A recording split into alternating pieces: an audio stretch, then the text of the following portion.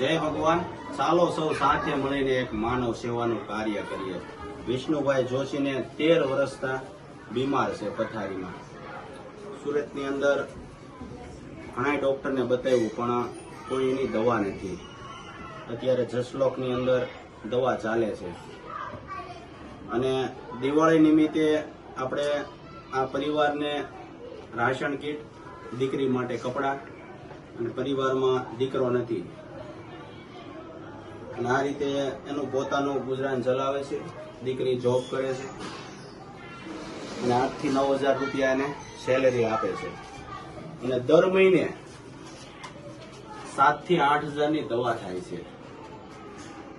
જો કોઈ પણને સંસ્થામાં ડોનેશન આપી આવવું હોય આ પરિવારની મુલાકાતે તોય આવી શકે છે અને ડાયરેક્ટ આ પરિવારને પાસે સેવા માટે જવું હોય તો તમે જઈ શકો છો.